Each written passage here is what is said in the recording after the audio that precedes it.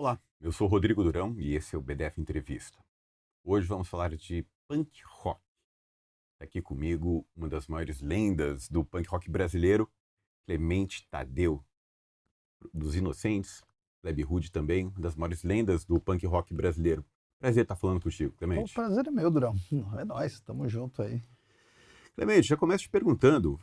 Outro dia eu estava fazendo uma entrevista com o Vladimir Safat e surgiu no papo essa definição meio torta de que o punk rock hoje seria tão atraente para a juventude,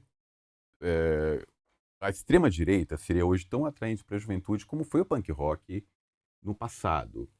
Você concorda com essa visão? Você enxerga isso? Faz sentido para você? Faz, né? Porque eles construíram um discurso que é atrativo para os jovens, né? De quebrar as regras, né? De tudo que tá aí, que nós vamos mudar e que você pode ser você mesmo. E o discurso libertário, né? Que o discurso punk é libertário, né? É anarquista, mas anarquista de verdade, né? Então inventaram até uma anomalia que é o anarcocapitalismo, né? Que não Nada a existe. ver, né? Não existe anarquismo e capitalismo junto, um anula o outro, né? Não é só o fim do Estado que determina que é anarquista. Na verdade, não, é o trabalho em coletivo, né? E tal. Então, eles distorcem um discurso que seria até de esquerda, né, de determinada maneira que as pessoas não percebem e acham que a direita é bacana, né? É legal. E na verdade é só um discurso, né? Na verdade não são contra todos ou contra tudo, eles são a favor A só favor dos ricos, dos né? ricos, né? É É uma isso. minoria. Como é que, quando você começou, Aham. caberia essa ideia de que os punks também são de direita? Ou era uma coisa claramente de esquerda naquela época? Cara, a gente não discutia isso. Isso é um discurso recente, né? Isso é um discurso que começou agora. Quando eu comecei, no comecinho do punk mesmo, né, é uma coisa de posicionamento de vida social, de gente que era rejeitada na rua. Não tinha ainda aquele discurso político que tem. Porque assim, a gente tem que pensar no punk, são 50 anos de história. Então tem Uhum, contextos de época, né, e de gerações, né? A uhum. primeira geração punk é uma, a segunda geração punk é outra. É aí que vem o anarquismo, o cabelo moicano, né, o lance das gravadoras independentes. Essa primeira foi como? Quando que. Essa primeira é de 76, 76, 77, é 77. Ramones, é o The Clash, Sex Pistols, as bandas chegam nas paradas, né? E você teve acesso a isso, que época mais ou menos? Na época. Na época, final dos anos 70 mesmo. É, Como é que foi? porque em 76 eu conheci o Douglas Vizcaíno na escola, né, no Etal, eu sou lá do bairro do Limão.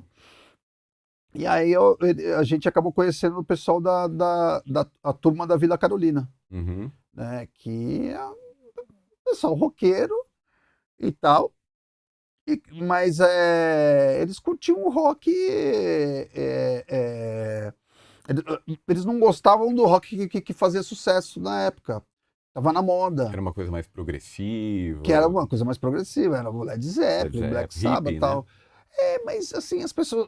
Uma vez eu falei disso num programa de rock, todo mundo, nossa, era genial. Não, não era genial, não era legal, porque era aquele playboy que você não gostava, ele ouvia rock. Aham, Você sei. entendeu? Você ia no bailinho lá da escola, todo mundo, nossa, vai sair a música nova o Changes do Black Sabbath pra todo mundo dançar lenta na escola, no bailinho. Aham, Você entendeu? Ao mesmo tempo que tem o discurso todo do rock e tal, o rock era o pop, sim. né? A gente não queria ouvir isso. A gente ouvia o quê? Eu ouvi bandas mais obscuras. Eu ouvi rock and roll dos anos 50, que ouvia o pub rock tipo Slade, ouvia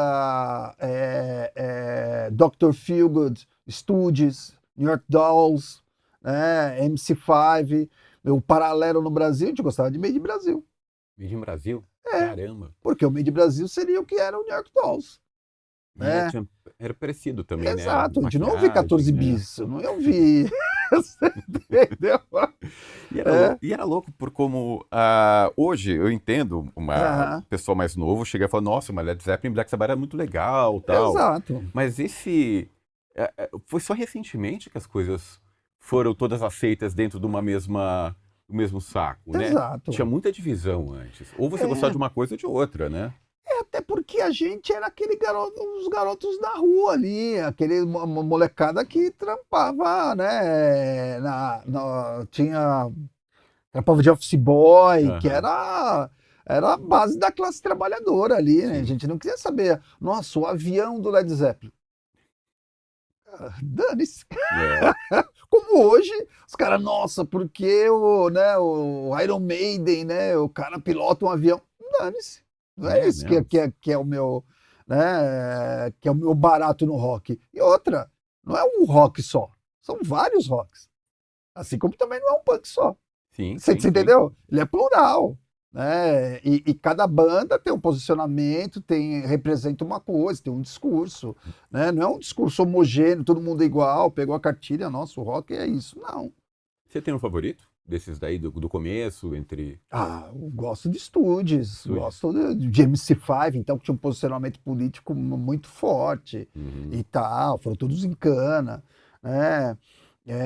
Eu gostava de rock and roll dos anos 50, Chuck Berry, Bo Diddley, mano, ele tinha uma guitarrista, Peg Jones, Aham. né? Guitarrista negra, tocando de vestido, tocava pra caramba.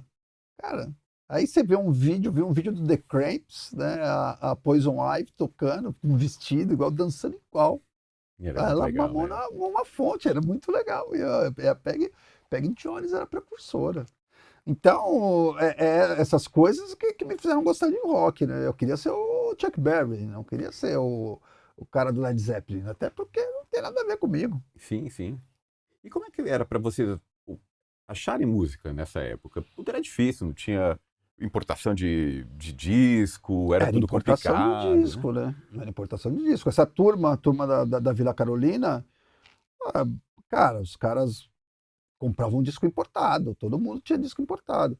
O Douglas Viscaíno, que é meu amiguinho da escola, que foi depois o primeiro guitarrista do Resto de Nada, né, o cara que me levou a tocar, me ensinou a tocar, né, que queria ter banda na época, eu não queria nada, eu queria só ficar ouvindo o som. Ele, na casa dele, o cunhado dele, né, tinha muito disco importado. Ó a coincidência, o cunhado dele morava na minha rua. Eu Olha, conheci o cunhado dele, mas não sabia que. Né, quando eu conheci ele, eu falei: Nossa, sua irmã namora com o Valtinho, que mora no final da minha rua. O cara tinha uma grana, ele tinha muito disco importado. Muito, era uma sala inteira.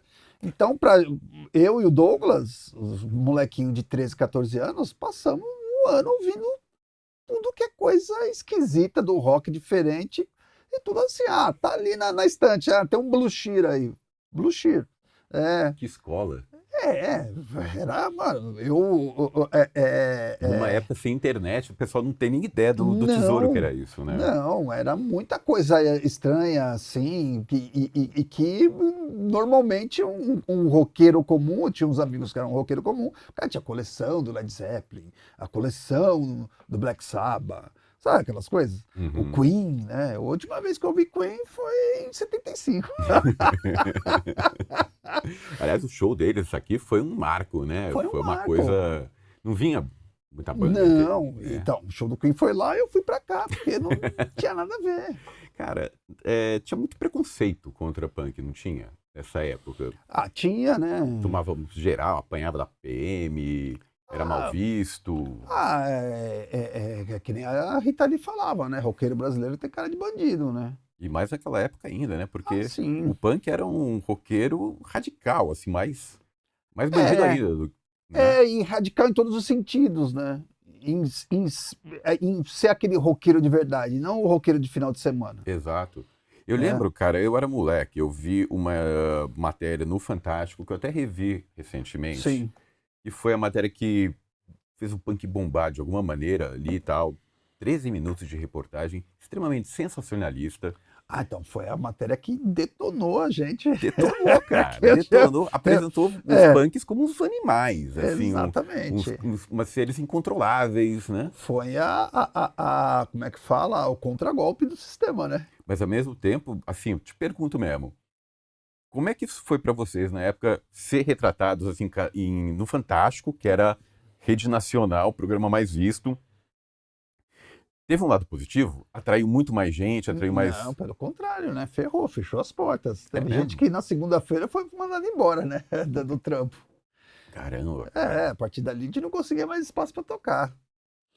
Você pensar, porque assim, chega o 82, é o auge do movimento punk, né? A gente vai fazer o festival Começo do Fim do Mundo no Sim, Sesc Pompeia, sim. né? Eu comecei a tocar em 78. O Resto de Uhum. Nada, eu comecei a tocar em 78. Com o Resto de Nada. 82, a periferia era punk. Era um É, movimento social mesmo, né? exato. A gente chega no Sesc Pompeia, no Festival Começo do Fim do Mundo, foi um dos maiores festivais punks do mundo. Sim, Porque assim, famosíssimo. a gente se correspondia com punks do mundo inteiro. Né? Com punks da Suécia, da Noruega, do punks da Itália, da Inglaterra, dos Estados Unidos. A gente saía num fanzine chamado Maximum Rock and Roll, que é um Uhum. fanzine da Califórnia, tinha uma página de cada país falando e tal, tinha uma página do Brasil. Que legal. Né? Porque toda hora tinha coisa. O Bivar, o Antônio Bivar, dramaturgo e tal, blá, blá, ficava mandando as coisas, falava, tinha morado na Inglaterra, né? E era mais um de nós, né? Ele era 20 anos mais velho que a gente, mas adorou o movimento punk e andava com a gente mesmo, né? Uhum. Escreveu o livro O que é Punk. E Sim. aí o festival foi o lançamento desse livro. Ele que conseguiu o Sesc Pompeia. Foi a primeira vez que a gente chega numa a gente acessa o circuito cultural oficial da cidade, né? Que a gente só fazia shows em lugares alternativos, né? Uhum. Então aquilo, o punk chegou, saiu em todos os jornais e tal. Aí veio a resposta do sistema, a matéria do Fantástico, logo no começo de 83, né? Que daí Caraca. detonou, a gente perdeu emprego, o neguinho, a gente ficou mal visto, não conseguia mais espaço para tocar, né? Por quê? O que aconteceu? Os punks, uma das frases era pau no cu da Globo, né? Aham. Sei. Né? Uma das frases dos punks, a gente não dava entrevista para Globo, Aham. né? E aí foi até a Silvia Popovic que fez essa matéria. Ela chegava lá na Punk Rock pagando bebida para todo mundo. E É, você via. pra amaciar. Amaciar e tal. E aí os mais espertos, né? O pessoal mais ligado e tal. Falou, mano, essa mulher tá mal intencionada, né? Eu não vou falar com ela. Eu não Aham. falei, o Calegari não falou. Os caras que normalmente representavam e falavam no momento. Falavam, mano, os caras vão distorcer tudo. Aham. Dito e feito. Aí só sobrou os caras mais toscos. O gordo falando ali. Não, canal, uns caras que não tinham representatividade nenhuma, nem tinham banda, nada, era Sei. só os punk de rua maluco que enchia a cara de cachaça e Aham. sou punk, E foram esses caras que eles E ao entrevistaram. mesmo tempo, as coisas que eles falavam faz sentido. Era respeito aos animais, que pedindo mais justiça, pedindo Sim, coisas que fazem sentido. sim, Não era quero destruir por destruir, né? não. Mas eram uns caras que. Porque assim, cara, como eu falo, não dá pra falar do punk como uma coisa homogênea. Cada um tem o seu capital cultural histórico. Né? Sim, sim, Né? sim. Você, né? Eu lia, tal. O canal nunca leu um livro na vida. Aham. Você entendeu? Eu era um cara de rua, gostava do som, tomar cachaça, ficar muito louco e tal. Ah, vamos, sistema, sistema. Eu falei, o que é o sistema? Não sei. Você entende? Né? Tinham esses caras, é claro que tinha dentro do movimento punk. Não é, eu comecei a ouvir punk e aí tinha um download direto Não, era um de movimento consciência. orgânico, era vivo, né? A coisa Exato. acontecia de verdade. E a gente pegava os caras de rua, eram os caras rejeitados pela sociedade. Então tinha de tudo, né, cara? E ela pegou exatamente os caras que, mano, até falavam algumas coisas legais, mas não tinham ideia do que estava acontecendo de verdade. Nessa época você era moleque, você tinha o quê? Os tinha 20 20 anos. anos de idade. 20 E anos. quando é que você se profissionalizou na música? Você assinou um contrato, o Inocentes... como é que aconteceu isso? E foram alguns anos depois, né? Quando a gente Foi chega quando? na 84? Warner, 86, na 86. verdade. 3 anos depois, né? Por quê? Porque depois dessa matéria do Fantástico ferrou, né? As brigas entre as gangues Tinha muita punks. briga, né? E virou uma coisa. Porque assim, eu, Calegari, o Redson, o pessoal do Olho Seco, o Fabiano, a gente organizava as coisas. Uhum. Né? Então o show começava quando parava o caminhão na porta da casa do Calegari, a gente punha equipamento lá dentro, o caminhão já chegava com o PA, Uhum. que era o PA que a gente alugava de uma banda chamada Força Oculta, né, do Cazu. Era o PA que eu Uhum. conhecia. É o mesmo que estava lá no Sesc Pompeia, pra você ter uma Ô, ideia. louco. Era bom, o Cazu tinha uma grana, morava aqui na Zona Norte, na Serra da Cantareira. Cara, você ia lá, montava tudo, velho. Descarregava o caminhão, montava o palco, punha a luz, que eram 3 lâmpadas, no caso tinha lá um joguinho de lâmpada par lá que iluminava. A gente tinha o equipamento de palco, baterias, amplis grandes, né, cabeça e caixa, tal, e pau na máquina, entendeu? Não era uma coisa que você tava lá pronta, né? Uhum. E aí enchia de 600 punks chegavam destruindo tudo. Aí você tinha que falar, mano, isso aqui é nós, fomos nós que fizemos isso. Sim. Entendeu? E dava pra controlar a galera ali? A gente controlou por um bom tempo, né? Mas quando voltam essas brigas, eu falo, mano, não tô afim disso. Qual foi o período que teve mais briga? Então, no começo eram gangues, Uhum. né? 79, 78, eram gangues. Você assiste Warriors, aquilo lá é um reflexo do que estava acontecendo nas ruas. Mas as gangues punks se respeitavam ou era mais gangues punks contra carecas, contra... Não tinha careca ainda. Não tinha? Não, era só gangues punks. Os carecas eles aparecem em 82, né? 82, 83, como uma gangue, os carecas do subúrbio. Sei. Que aí depois vai crescendo e vai virando uma cena, um movimento. Uhum. Né? E aí você pega. Né, mas por que gangues punks? Era a turma de cada bairro. Sim. Entendeu? Os amigos. Os né? amigos que saíam junto. Eu falava, eu não vou sair com a minha patota. Sim. Eu vou sair com a minha turminha. Não, eu vou sair com a minha gangue, com os caras de jaqueta preta, que é legal. Tal. Uhum. E assim, a gente pegava o mesmo ônibus que saía uns caras que estudavam com a gente no Etal, mas que não curtiam punk, eles estavam curtindo discoteca. Uhum. Eles estavam todos de branco, meia colorida, suspensório, cabelo Chanel, mas masculino. A gente falava que era, não sei porque o apelido era Chante, mas o cabelo Chante. A gente pegava o mesmo busão. Só que a gente ia até o centro da cidade, né, pro Templo do Rock, os caras paravam ali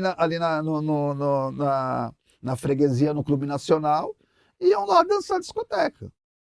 Eles brigavam com os outros caras das outras turmas dos outros bairros, entendeu? Não era uma coisa exclusiva do punk. Era uma coisa cultural da década de 60, 70. Né? Você pega os filmes, pega o filme Embalo de Sábado à Noite, né? O John Travolta lá dançando, daqui a pouco ele tem a turma dele e a outra turma, que eles brigam. E era muita treta nessa época, né? Era treta. Era muita treta. E onde que fica o Templo do Rock? Onde é que ficava? Ficava no Paris. No Paris. A gente ia até lá e era uma associação de surdos e mudos, né? E abria espaço para a gente fazer os bailes punk, que era um baile de fita, né? Os caras ficavam dançando lá que nem louco, chapado. E como é uma associação de surdos e mudos, acho que eles nunca ouviram que a gente tocava lá. Por isso que eles deixavam a gente ficar lá.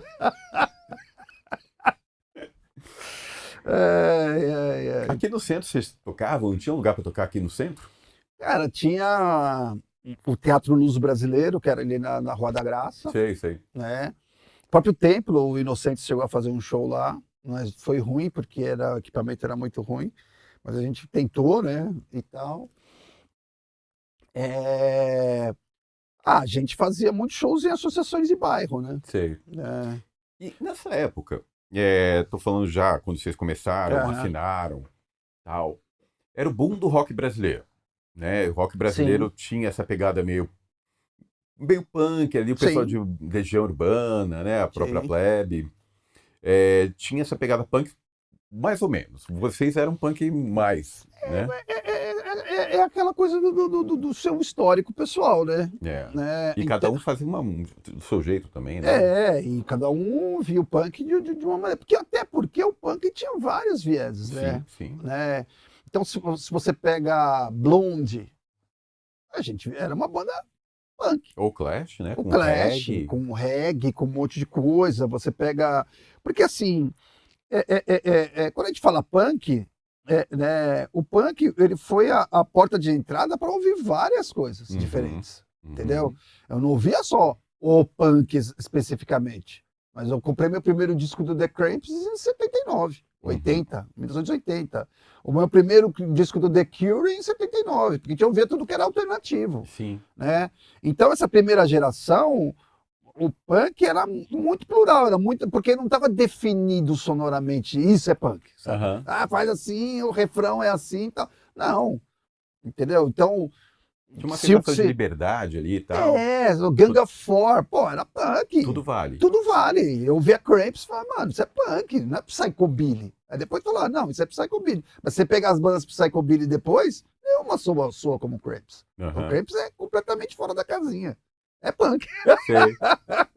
Né? E aí né, a gente tá ouvindo tudo isso, tá ouvindo ska, tá ouvindo specials, tá ouvindo tudo que faz parte daquela cultura, né, aquele caldo cultural ali da alternativo da época, né? E na época, vocês se davam bem? Os punks originais de São Paulo, você, o Sim, Ratos ali e tal, vocês se davam bem com as bandas que estavam surgindo de Brasília, do Rio de Janeiro? sim, era, bom, Era uma. amigos É? chegando. Porque assim, chega 83, 84, né, abre uma das primeiras casas pré-Madame Satã, que é o Napalm. Napalm. Né? E o Napalm, né, os punks construíram o Napalm, fizeram a reforma. Eu, João Gordo, a gente trabalhava lá. O Calegari, guitarrista do Inocentes, trabalhava lá. A Meire Martins, que era a namorada do Calegari, que aliás quem produziu o Começo e Fim do Mundo foi o Calegari e a Meire, Uhum. né, o festival e tal. O Urso trabalhava lá, o Morto trabalhava lá, o Mingau trabalhava lá, que o Mingau era do Ratos. Mingau. O Mingau era do Ratos de Sim, Porão, né? sim, sim. Era guitarrista do Ratos. Uhum. Vivia eu, o Gordo e o Mingau, os três juntos, saía. E aí, né, o Ricardo Lobo, que era o dono da casa, chamou os punks para ajudar, né, na reforma e tal. E uma das causas por chamar Napalm é porque assim, o isolamento acústico que a gente conseguiu, né, para o som não subir para os prédios, né, É, e a gente pegou o forro do Napalm e encheu de papelão, né? sei. Era caixas e caixas de papelão. Né? Eu falei, mano, se isso aqui pegar fogo, eu falei, Puta pô, que pariu. é um Napalm. Ainda bem que não pegou, né, Ainda bem que não cara? pegou, ninguém sabia. Só sei que tinha extintor de incêndio na casa toda. O Ricardo, nossa, põe extintor. E tal. Aí assim, o equipamento do Inocentes ficava no Napalm. Né? Era nossa bateria, os dois amplificadores, que era o que estava em todos os festivais punks, a gente levou pro Napalm. E no Napalm tocou essa cena alternativa que eu te falei, que eu ouvia, que era o Rockabilly, né? Tocou o Coqueluche, primeira vez que eu vi um baixo de pau, eu, caramba, que legal, tava lá dançando. Tocou o Ira, né? Tocou o Titãs pela primeira, né? Vi Titãs super independente. O primeiro show da Legião Urbana em São Paulo foi no Napalm. Primeiro show da Plebe em São Paulo foi no Napalm. Eu fui receber a Plebe na rodoviária. Que legal, existia, você já. Os punks de Brasília estavam chegando, a gente não fazia ideia do como seria Brasília. Não tinha internet, não tinha nada, só os caras chegaram, porra, e ficamos muito amigos, né? Na verdade. E aí o Inocentes já tinha saído da fase hardcore, né? A gente falou, mano, não vamos tocar só pros punks, eu tô de saco cheio, os caras só querem saber de brigar, eu quero tocar. Aham. Né? Aí vem aquela formação do Inocentes que vai pra Warner, né? Que é eu, o Tonhão, o Ronaldo e o André Parlato, né? É que, na tocando em verdade, rádio. mas na verdade, os três, eles já eram de uma banda punk, os Neuróticos, né? E era o meu vizinho, a rua de baixo, entendeu? E a gente foi tocar junto, estava com a mesma ideia, falar, mano, e o que a gente fez? A gente misturou sonoramente tudo aquilo que a gente gostava, Gang of Four, Clash, você entendeu? A gente era contemporâneo da segunda geração, que era hardcore. Quando a gente começou, não existia hardcore. Aham. Né? Sim, Que era hardcore, Dead mas a gente gostava muito da primeira geração. Uhum. Entendeu? Que era Mais a melódico nossa ali. base. A gente simplesmente parou de fazer uma coisa mais contemporânea ali, o hardcore, para falar, mano, vamos retomar aquele som que a gente curte, né? Uhum. Entendeu? Então, Inocentes é isso, é punk rock puro. Sim, Né? sim. Com essa mistura do caldeirão todo. E a gente recebeu essas bandas. Então, se pega a Plebe, também tem essa influência de 77 e tal, pós-punk. Que o pós-punk, ele virou pós-punk porque todo mundo falou, mano, esse punk aí não é bem punk. Tem que ter outro nome, né? É pós-punk, né? Sim, Você pega Mercenárias, é pós-punk. sim, Né? sim, sim. Hoje todo mundo fala, nossa, banda punk, feminina. Não, mas a Mercenárias nasceu como pós-punk. Mas pra mim, é punk. Você entende? Mas se você for definir mesmo ali, sonoramente, o que foi definido como pós-punk, elas são pós-punk. É uma coisa que é um termo que abarca desde o hardcore mais brutal até uma coisa intelectual, um Fellini na época. Exatamente. Né? Então ali tá tocando toda essa galera. Voluntários da Pátria, Ira, é todo mundo alternativo, né? E aí, assim, aí essas bandas começam a chegar nas gravadoras. Uhum. Né? E quando chegaram, começou a ter exposição, dinheiro, aparecendo na televisão, revistas, né? Começou a ser a moda mesmo. Sim. E pro bem e pro mal. O rock vira moda, né? Virou moda durante uns bons anos, nos anos 80 ali. Exatamente. Era o que se ouvia. E aí, por que eu falo pro bem e pro mal? Porque eu volto lá na década de 70, lembra que eu falava, mano, aquele cara que eu acho um idiota, ele é roqueiro. Uhum. A mesma coisa acontece na década de 80. Você entendeu? Aquele cara que é o idiota da escola, ele é roqueiro, ele gosta da mesma coisa que você gosta. O babaca ali e tal. Exato. E você já pensou? Não, e assim, só para dar a vírgula, não. E não é que gostava da mesma coisa que você gosta, mas algumas bandas que nós gostávamos lá atrás, tipo, eu comprei meu primeiro disco do The Cure em 79. 85, The Cure explode. Explodiu, É a banda que eu mais gostava. Que não, você entendeu?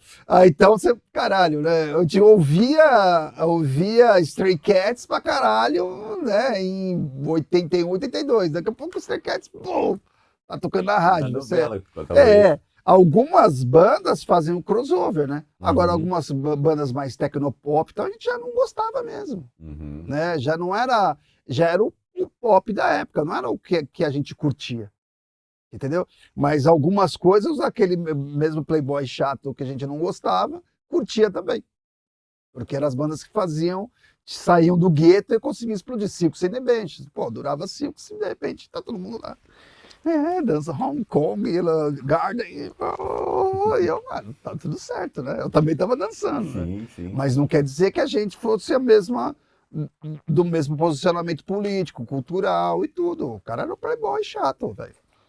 E vocês sofreram influência de gravadora para tentar fazer o som assim, o assado? Não. Mudar alguma coisa? É o que eu te disse, a gente mudou antes de chegar na gravadora, né? Uhum. A gente... Porque... para mim, o hardcore ele não é só um estilo, mas é um posicionamento. Uhum. Né? O que é para você? Qual é o posicionamento? O posicionamento, nós somos contra tudo, contra todos. A gente não vai tocar na rádio, porque isso é comercial, velho. Esse é o sentido do hardcore. Uhum. Né? Porque o punk tava virando new wave, né? Porque o new wave ela é um punk mais pop, né? Sim, né? Coloridinho. O punk tava virando new wave, os caras falam, não, a gente não vai ser pop. A gente vai fuder mais ainda. Vamos pra cima bravo, agora. Né? Bravo. Vocês não vão conseguir domesticar a gente. Uhum. Então, naquele momento, quando o Inocentes lança o Miséria e Fome, a gente estava se posicionando, falando, nossa, eles não vão E era tipo, vamos ser independentes, gravadora independente, vamos fazer a nossa própria gravadora, vamos fazer o nosso próprio circuito. A gente vai ser completamente fora disso aí tudo. Desbravador mesmo. Desbravador. Agora, quando você pega os caras do seu próprio movimento, estão destruindo tudo que você está construindo, você fala, meu amigo, para que eu vou ficar. Eu faço um discurso aqui, o cara vai lá faz completamente contrário do que eu acabei de discursar aqui. Fala, mano, eu não quero representar um monte de gente que eu não sei o que, que é. Sim, sim, Eu sim. prefiro representar eu mesmo, né? E aí eu não preciso tocar o hardcore, eu posso tocar um monte de Uhum. coisa. Porque quando você se posiciona ali, é porque está representando um grupo, né? Sim. É, E foi aí que começou a ter esses papos de traidor do movimento. sim, Como é que foi isso? Como era traidor do movimento? Porque eu via pra caramba falar isso, mas nunca entendi direito. Como assim? O que é trair não, movimento? trair movimento é, porra, aquela coisa é só minha, só a gente curte aqui. Que é de um gueto, né? Uma coisa fechada, do meu clube. Aí agora tá todo mundo ouvindo É, os esse playboy traidor aqui. do cara. É isso. É a mesma coisa que eu falo do rock em geral, né? A gente ouvia ali, né? Era uma coisa pro nosso grupo. De repente tá todo mundo ouvindo o que eu ouvia. Você fala, mano, não é legal Não isso. é legal, né? Anos depois eu ouvi uma coisa parecida com Nirvana, né? Aham. Eu entrei lá no Cais, né? Que era ali Da na Praça Roosevelt. Roosevelt. Cara, tocou Nirvana, mano, o Cais inteiro. Mano, e eu, pô, que banda é essa? Tá? Ah, um tal de Nirvana, sendo sub pop, saiu agora. Eu, caramba, meu, que legal isso e tal. Meu, 6 meses depois, você gosta de Nirvana? Eu não. Ah, todo mundo gosta de Nirvana, mas eu vou. Não, É, não, eu sou alternativo, né, cara? Eu sou o cara, foi cara. muito rápido isso, Foi né? Foi rápido, muito né? rápido. Como é que foi a chegada do grunge? Foi bom ou ruim pra você, pros negócios, assim? Ah, é legal, né? Porque tem origem no punk, né? Tem origem no posicionamento, é aquela coisa do rock indie. Você pega o Foo Fighters, mano, foi ver uma. Né, tirando o Pat Smear, que ele era do Germs, né? Que já não precisa falar muito. Mas todos ali tocaram em banda punk, né? Uhum. É, o próprio Dave Grohl era do Scream, né? E tal. Todos eles são da cena punk, mas eles começaram a meio que misturar com todas as influências que eles tiveram de vida ali e não fazer uma coisa exclusiva pro gueto, né? Sim. E explodiram. Eu gosto de Foo Fighters, assim. Apesar do sucesso e tal, eu cheguei a ir em 2, 3 shows, assim, mano, eu não conseguia ver, porque é tão grande, tão longe. Eu falo, nossa senhora, nunca mais eu vou num show, porque eu não consigo nem ver os Ainda caras. mais com pista VIP, né? Nossa. Antigamente dava para ir, os shows eram bem mais baratos, eram bem mais acessíveis. Você via shows internacionais, mesmo os que você estava falando, Ah, sim. Cure, Nossa, Silk, sim, não sim. era uma coisa para Playboy. Era uma coisa assim que dava para ir. Sim. E uma coisa assim, hoje é proibitivo. Especialmente para construir esse negócio de pista VIP, que Ah, você sim. paga uma grana, tem que ficar lá na casa no chapéu, vendo pessoazinho desse tamanho. Vendo um Lego assim né, Um andando. neguinho ali, virou uma coisa super elitista por causa de Sim. preço, né? Cara, eu não vou em show em estádio, eu não detesto, né? É que às vezes eu ganho ingresso na área VIP, né? Sim, sim, Então eu claro. vejo de perto e tal.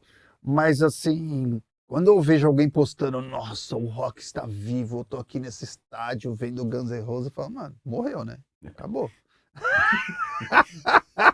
Tá, agora você acabou de enterrar.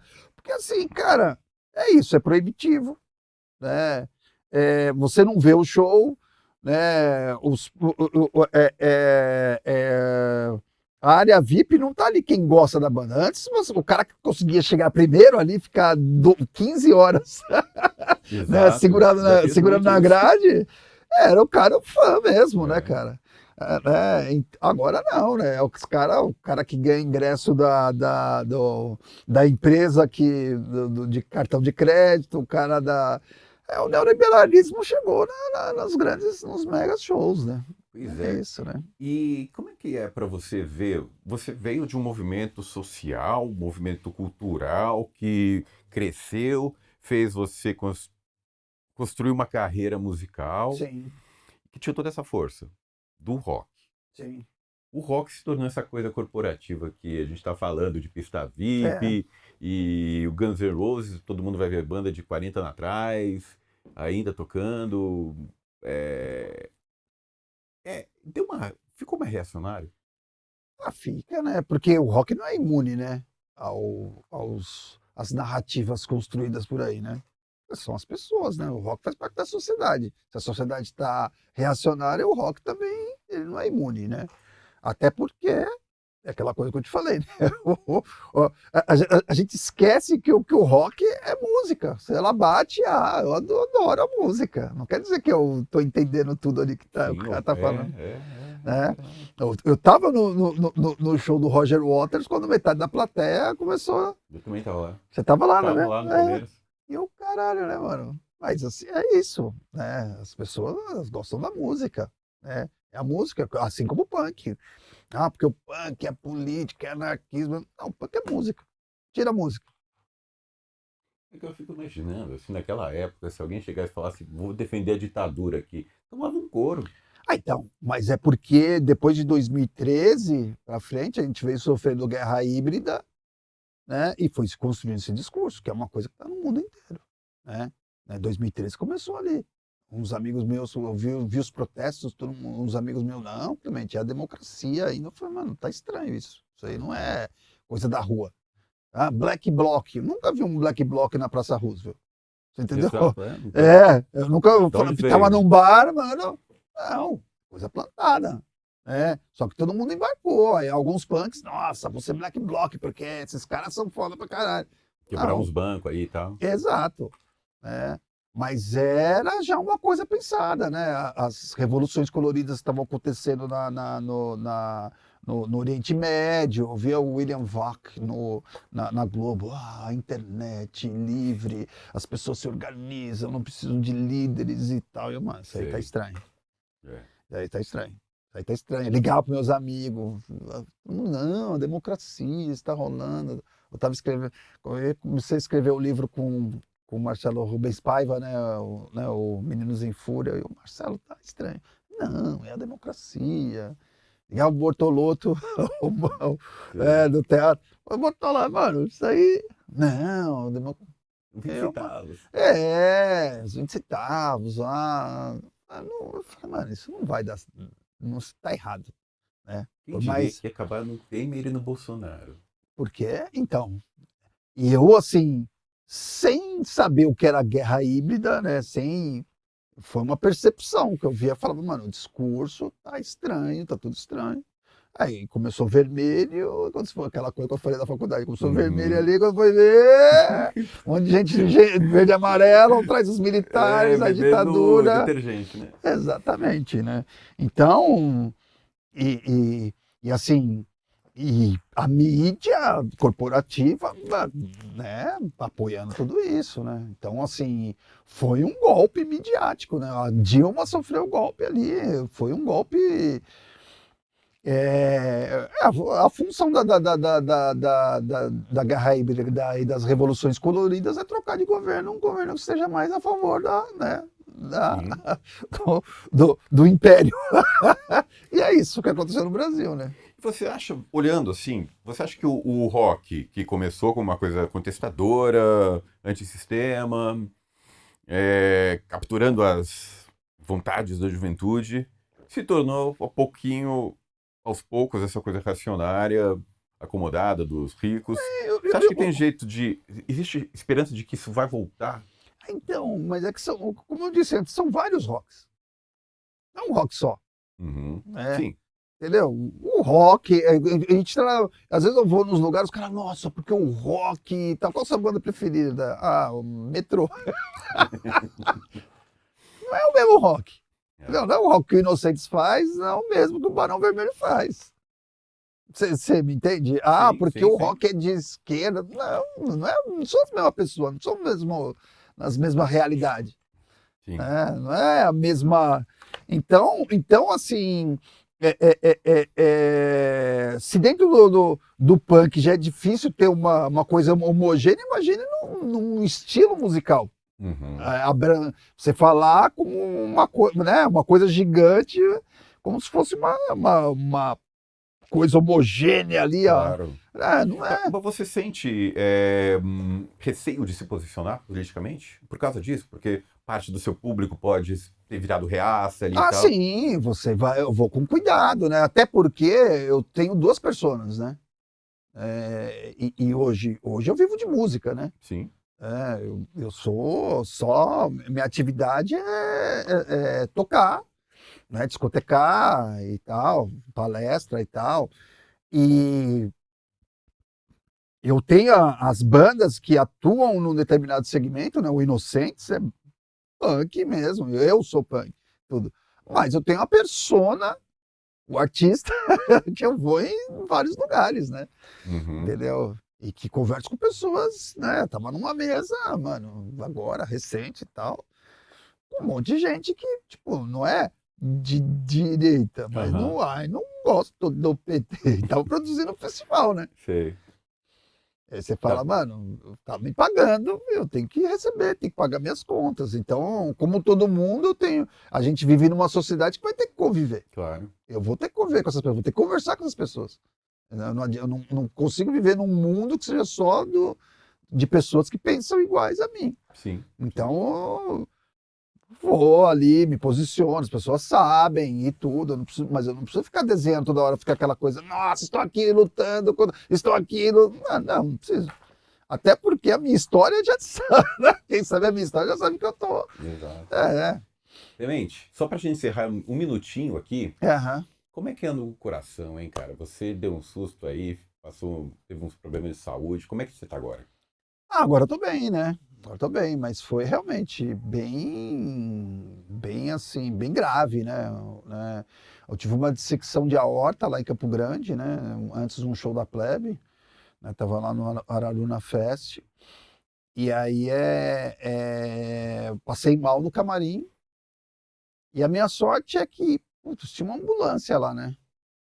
Aí eu fui na ambulância e tal, mano, não tava legal, a ambulância me levou para uma UPA, e aí me internaram na Santa Casa, Uhum. né, de Campo Grande e tal, que foi a minha sorte, né, porque era referência, né, cardíaca e tal. Aí peguei um cirurgião lá, o Raoni Paniquar, né, todo mundo chama ele de Raoni, mas pra mim é Raoni, né, que a gente é velho. Sim, claro, Não é né? possível, né?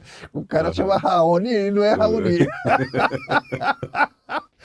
E aí o cara fez a cirurgia e tudo. Até a última vez que fui para Campo Grande conheci a equipe toda, que foi maravilhosa e tal.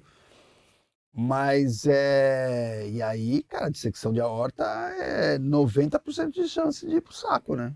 E não foi. Não fui. Não foi, né? Clemente, obrigado pela essa entrevista, é um prazer falar contigo, cara. Pô, que isso, prazer é meu. Valeu, Rodrigão. Valeu. É nóis, velho.